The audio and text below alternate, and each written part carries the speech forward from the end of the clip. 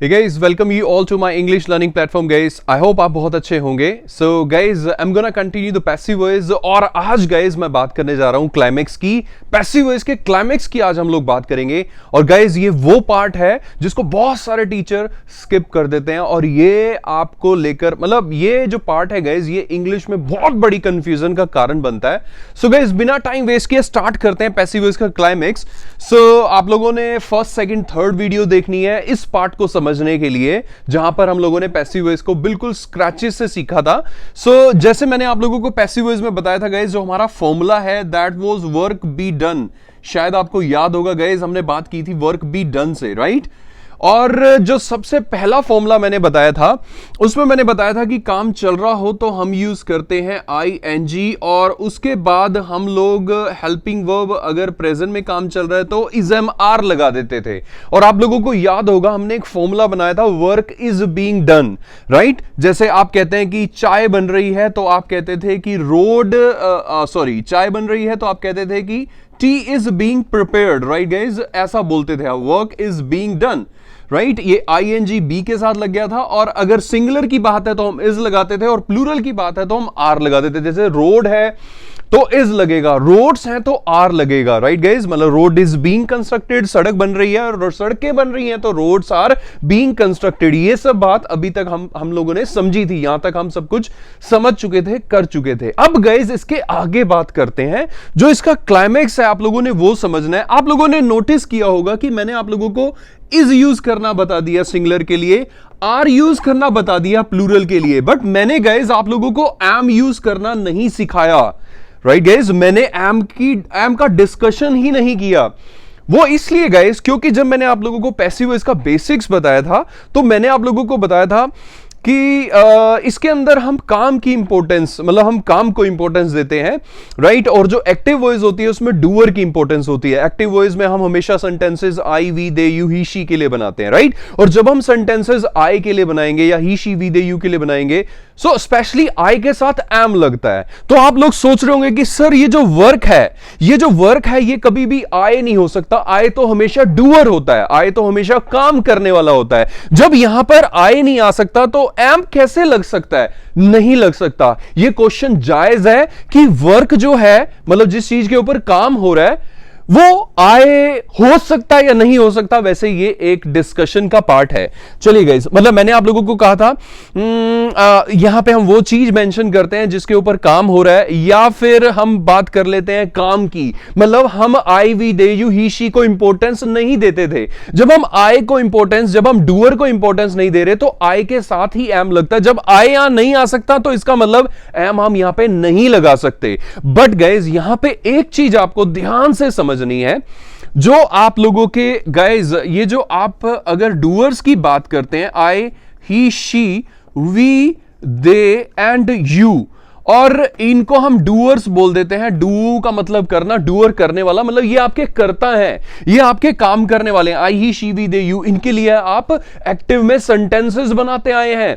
आपने एक्टिव में बहुत सारे sentences I he she we they you के लिए बनाए हैं जिसमें आई काम कर रहा है, ही कर रहा है, शी कर रहा है, वी कर रहा है, दे कर रहा है, यू कर रहा है. कोई भी काम कर रहा होता था तो एक्टिव में हम उनके लिए सेंटेंस बना लेते थे. जैसे आई एम टीचिंग हो जाता था, जैसे शी इज प्रिपेयरिंग टी हो जाता था, जैसे दे आर प्लेइंग क्रिकेट हो जाता था. तो आई he she we they you ये सब डूअर होते थे, राइट गाइस. ये लोग काम करते थे और इनको हम एक्टिव में एक्टिव वॉइस में हम इनको लोगों को यूज करते थे.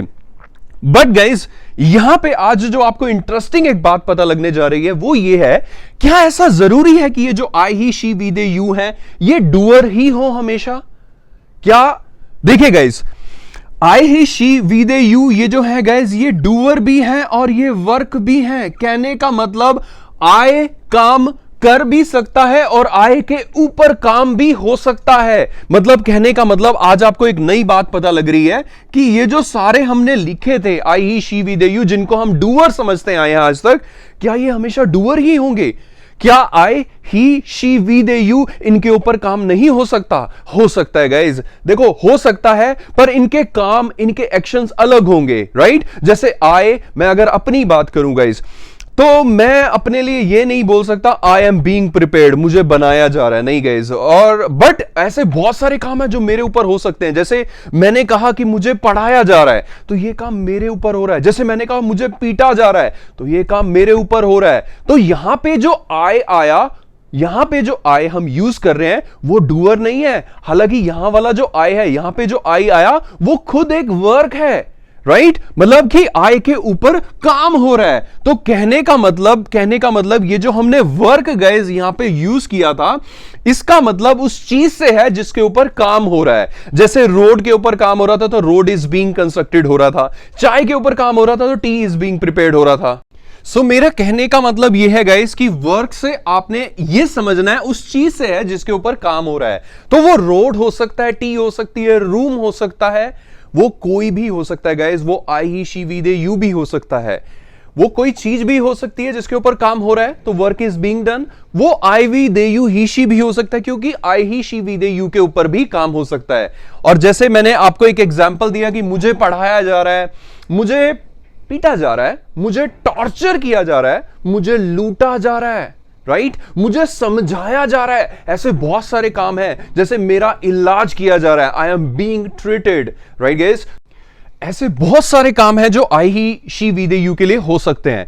गाइस सी सारा खेल सोचने का है। आपने बहुत सारे ऐसे सेंटेंसेस सोचने हैं जो I he she we they you के ऊपर हो सकता है। अब जैसे आई एम बीइंग रिपेयर्ड नहीं हो सकता कि मुझे रिपेयर किया जा रहा है, जैसे मैंने एग्जांपल दिया आई एम बीइंग ट्रीटेड हो सकता है। ऐसे आई एम बीइंग ऑनर्ड हो सकता है, right I am being invited, मुझे इनवाइट किया जा रहा है, ये हो सकता है। ऐसे बहुत सारे एग्जांपल्स आपने सोचने हैं। आई am being honoured, I am being awarded, right? I am being selected, मुझे select किया जा रहा है। सो ऐसे बहुत सारे आपने एग्जाम्पल सोचने हैं। चलिए गाइस, सो आप लोगों को बात समझ आ गई कि सर हम समझ गए कि आप यहां पर is यूज कर सकते थे, are यूज कर सकते थे। आज हमें पता लग गया कि हम यहां पे am भी यूज कर सकते हैं, क्योंकि I जो है वो सिर्फ डूअर ही नहीं है, उसके ऊपर भी काम होता है, वो एक वर्क भी है। चलिए गाइस कुछ और अब एक काम करते हैं।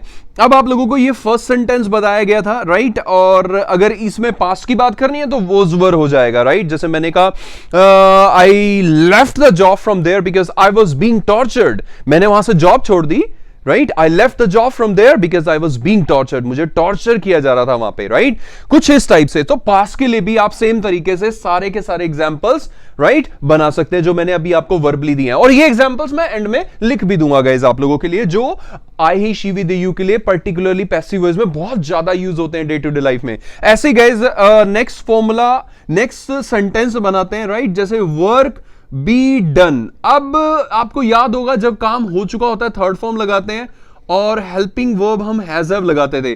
थर्ड फॉर्म बी के साथ लगकर बीन बन जाता था।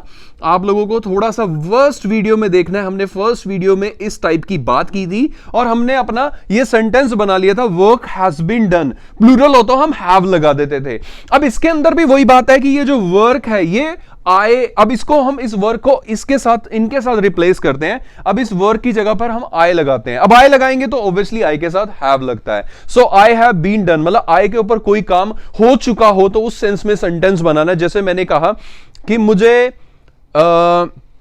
आपने कहा कि मुझे पढ़ाया जा चुका है, I have been taught, right मुझे सिलेक्ट कर लिया गया है, मुझे सिलेक्ट किया जा चुका है, बात एक ही है आई हैव बीन सिलेक्टेड। मुझे इंडियन टीम में select, I have been selected. मुझे अवार्ड दिया गया है, आई हैव बीन अवॉर्डेड, मुझे अवार्ड दिया गया है, राइट ठीक है। मुझे पीटा गया, I have been beaten by them, right कुछ इस टाइप से, right guys.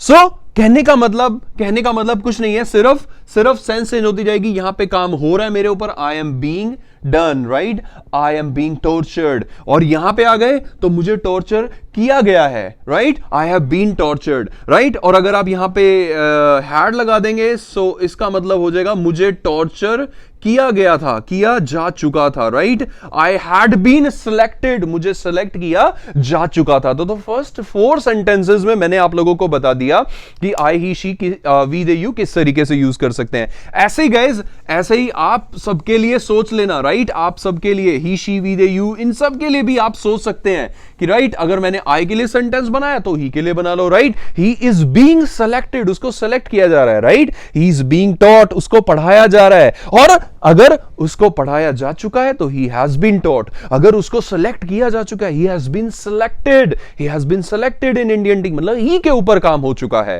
Right guys, he has been selected in Indian team, right, she has been selected in Indian team, right, we have been selected in Indian team, we have been awarded, हमें अवार्ड दिया गया है, right, we have been awarded, right guys, okay, ऐसे ही उन सब के लिए भी बना सकते हैं, they have been looted, उन सबको लूट लिया गया, they have been looted, उन सबको लूट लिया गया, they have been arrested, अक्सर हम न्यूज़पेपर में सेंटेंस देखते हैं, they have been arrested, he has been arrested, उसको अरेस्ट किया जा चुका है, right, he has been penalized, right, उसको सजा सुनाई जा चुकी है, he has been sentenced, right, he has been sentenced, उसको सजा सुनाई जा चुकी है।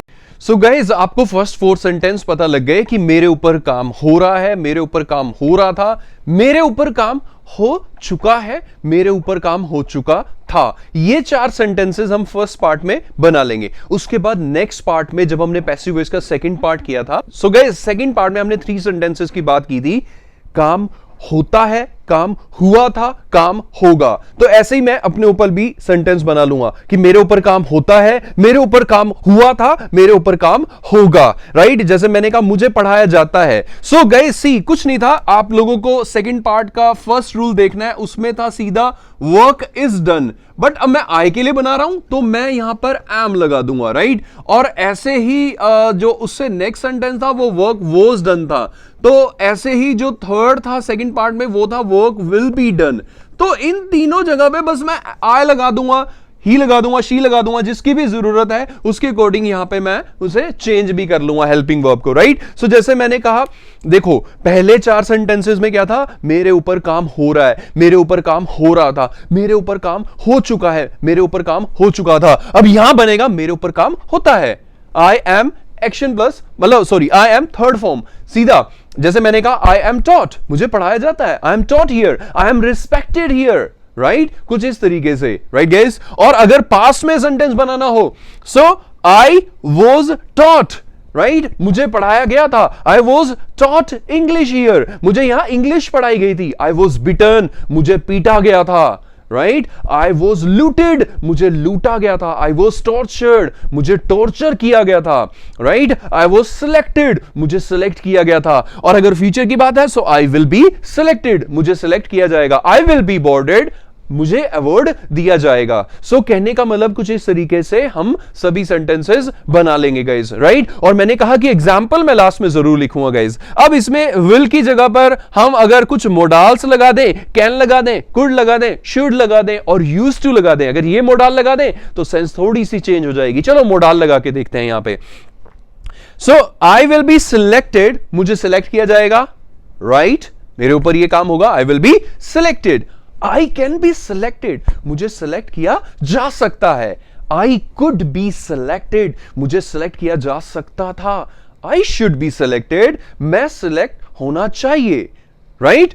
और आई यूज टू बी सिलेक्टेड, मुझे सिलेक्ट किया जाता था। आई यूज टू बी टॉर्चर्ड, मुझे टॉर्चर किया जाता था, right guys. I used to be invited, मुझे इनवाइट किया जाता था। कुछ इस टाइप से गाइज हम सेंटेंसेस सोच लेंगे। सो कहने का मतलब आपने आज ये सीखा कि ये जो वर्क है ये उस चीज का काम है, मतलब ये जो वर्क है गाइज ये वो चीज है जिसके ऊपर काम होता है। वो कोई चीज भी हो सकती है और वो आई ही शी वी यू भी हो सकते हैं, क्योंकि इनके ऊपर भी कोई ना कोई काम हो सकता है। इनको मतलब आई ही शी वी यू के ऊपर क्या क्या काम हो सकते हैं, हमें सिर्फ वो सोचना है। आई को पढ़ाया जा सकता है, आई को पीटा जा सकता है, टॉर्चर किया जा सकता है, अवॉर्ड किया जा सकता है, टॉर्चर किया जा सकता है, इलाज किया जा सकता है, ऐसे बहुत सारे एक्शंस। अब मैं आप लोगों के सामने एग्जांपल्स लिख देता हूं और विल को रिप्लेस करके कैन, कुड, शुड और यूज्ड टू अगर आप लगाओगे तो उससे आप पैसिव वॉइस के जो थर्ड पार्ट में हमने डिस्कस किया था उनसे आप ये वाले सेंटेंसेस बना लेंगे। सो गाइस, मैंने आप लोगों के लिए यहां पे एग्जांपल्स लिख दिए हैं। मैंने यहां पर आई मेंशन किए हर जगह पे, आप आई की जगह पर ही, शी, वी, दे, यू,